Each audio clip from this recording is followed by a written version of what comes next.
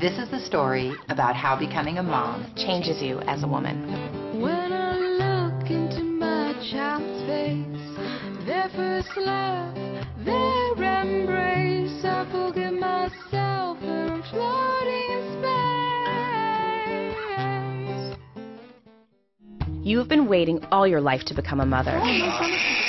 You dreamed about the love, the joy, and the feeling of being complete and content. Why then are you crying all the time? Why don't you want to hold your own baby? Surprisingly, there are a lot of women who feel the same way. I put the baby on the table. 2 minutes later, she falls. I couldn't even touch her or hold her because I thought I broke her. Really exhausted and not sleeping and 2 kids and depressed. She was fine, miraculously well and fine. And I was the one who was unwell. Today, we're talking to Dr. Diana Barnes, mother and founder of the Center for Postpartum Health, as we explore the question, do you have postpartum depression? I had postpartum depression. I cried for 1.5 years.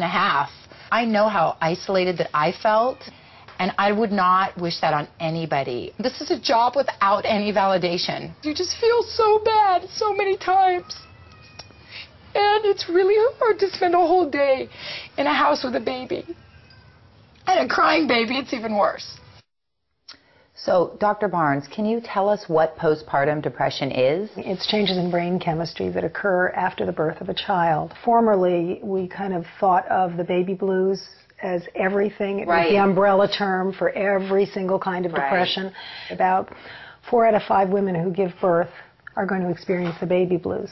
And how many will experience postpartum? About 800,000 women each year. Oh my gosh. And I thought I was the only one when I had it. What does postpartum depression look like? But the most common way in which postpartum depression looks is with overwhelming anxiety. The cry of the baby is a trigger for kind of this sense of overwhelming paralysis. That's definitely what I had. Well, I think the sense of inadequacy that new moms feel when they have postpartum depression is just it's awesome. Many women do feel as though their baby would be better off with another mother. They're feeling lonely. They feel as though they can't cope.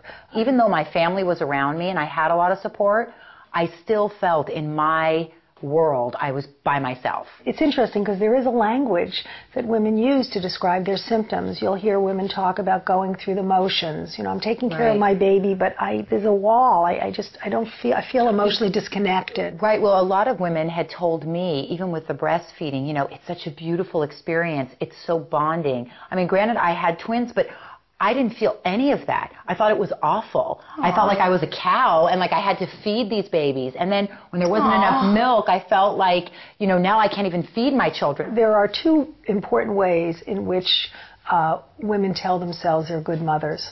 One of those ways is in their ability to calm and soothe their baby's crying. And the other way is in their ability to feed, to breastfeed. And when either one of those fails, the feelings of inadequacy are incredible. You know, I think it's very important on this show, here and now, to dispel all of these cultural myths about new motherhood is the most blissful time in your life. This is one of the most stressful and anxiety-producing times in the life of a family.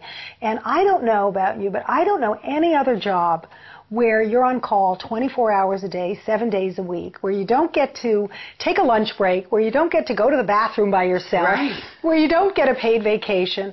It's a tough, tough job, and you can love your baby and hate the job. What kind of treatments can we do to make ourselves feel better? It's important to talk with your doctor or a knowledgeable professional. Generally speaking, the treatment consists of a combination of antidepressant medication, sometimes anti-anxiety medication, and even sometimes sleep medication because sleep deprivation is so high among new mothers. This is very, very treatable, and I think it's important for women to know that. One of the things we don't recognize, at least in our culture here, is that new mothers need to be mothered. You need to be taken care of first so that you can then go on and be a nurturing mom. New moms out there that are going through this, knowing that there are other people going through it and that they've gotten through, that there is the other side. Yep, I am definitely the other side. I love my daughters, and now I get to enjoy them like I should be able to. We are trained as women to suck it up. It is imperative that we open up instead. Having children changes everything. Yeah, how's school going today? Good. Great. Can you hand me those Ziploc bags? What do you need that for? I am going to freeze some meat for us to have dinner next week, and it keeps the meat really super fresh. Taking care of a family and doing what's best for them is just as important as taking time for yourself. Remember, we're all in this together. We want to know what's going on in your mom life. So come visit our community at jenandbarb.com. This episode is brought to you by new Ziploc Fresh Shield. Blocks out air and locks in freshness. Designed with you in mind.